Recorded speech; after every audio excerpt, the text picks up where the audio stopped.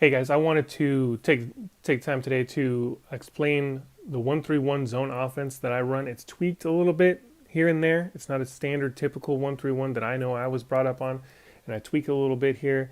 Um, again, I'm going to show you guys some examples here on where everybody's supposed to be. Very simple stuff, very easy to run. Not a whole lot of moving, but pretty standard. Just a little bit of a tweak, and I'll show you guys how we do that. Okay, here we go. Okay, so here's the setup. The setup is that I have a 1-3-1 zone offense. You can see right here the white jerseys on defense are in a 2-3 zone. What we're trying to do is we're trying to either the offense of this 1-3-1 is specifically designed around my post players. I'll have a post player in the middle and a post player on what we call the short corner on the baseline. And it's revolved around those two players first and foremost. Those are your first two options. You can see, let me see, as we run it through, we got my post coming in, and she's going to stand right there at the high post, okay? Now I've got one up top, I've got two girls on the free throw line extended, and then I got my girl down there in the green jersey on the baseline, okay? So what's important here, first and foremost, to notice is that my one, she is not top and center. She is very far over on the right side of the floor, so much over, almost all the way to the volleyball line. And in this situation, you can almost have the twos and threes, the wings, even move down towards the baseline along the three-point line even more, a little bit more. So right now, here's what I want. I want the top girl, and when I call 13, I say 13, pick a side. So I do not want the point guard to be in the middle of the floor. I want her to pick a side.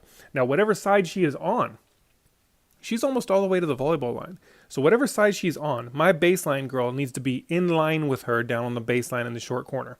Okay, you can see my baseline girl down where she is. Now, I always tell the baseline girl down there to stand in the short corner. Now, for those of you guys who don't know what the short corner is, for me, the short corner anyway, is in that space in between the three-point line and the key or the lane, right in between on the baseline. So she's standing down there on the baseline exactly where she's supposed to be.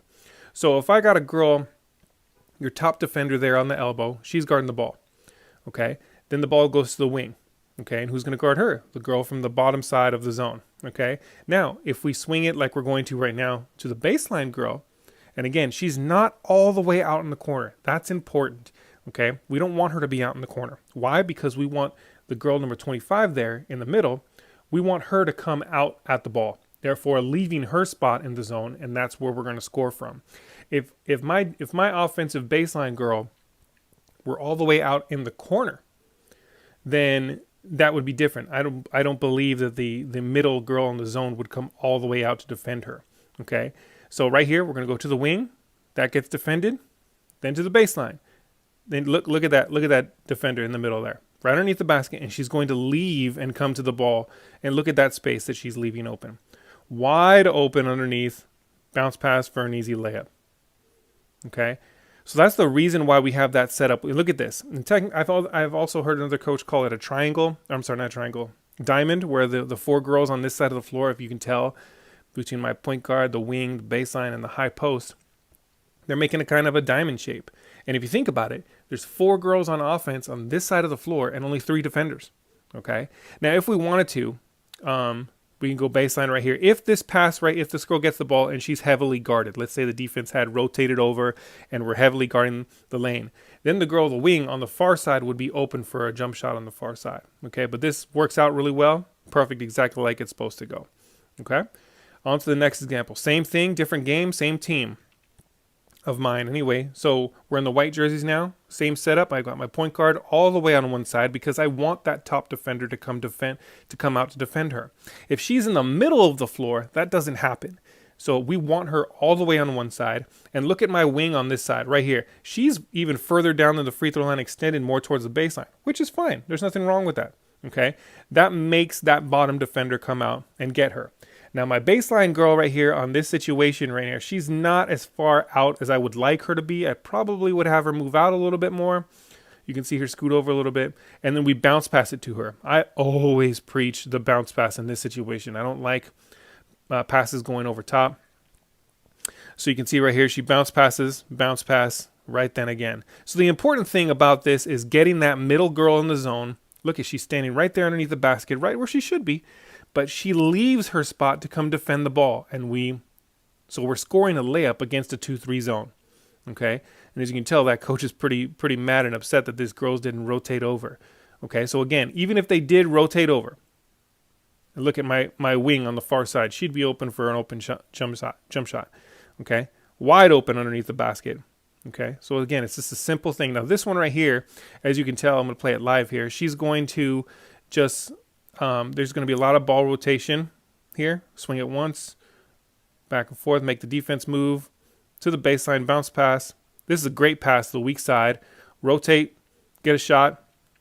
We're going to get an offensive rebound. You see the girls reset, swing the ball again, back outside again for an open jump shot, and she's going to knock it down. So my thing is that the girls set up in their spots and make the defense rotate as you do in a zone offense. But you can tell right here, there's not a whole lot of moving. You can tell there's, the girls are pretty much in their standard spots. If we want to swing it, the point guard would move to the other side, and the baseline girl would move to the other side. The high post would move to the ball side too as well, and you would just basically redo the triangle the diamond on the other side. So very simple. It's ball placement, ball movement. And what's important too is, again, I think the two aspects that's probably a little important here is we have a girl in the short corner and we have the point guard on one side or the other and not in the middle. You want her all the way on one side. So you have 4 girls on this side of the floor with really only 3 defenders. Look at that. So we brought 3, look at that. We got 3 black jerseys all the way over here on this side of the floor and only two defenders on this side with a wide open layup. So that's pretty much it for a 1-3-1. It's very simple, very easy. I did this at the elementary level. It's super simple, especially for the lower levels. This level right here is varsity, 6A varsity basketball. So if they can do it, the lower levels can do it. And again, it's very simple. There's not a whole lot of moving. I know some coaches like to do a lot of moving zones, but this one's very simple, very effective because you have those 4 girls set up all on the same side of the floor. So, okay. All right. Good luck to you, coach.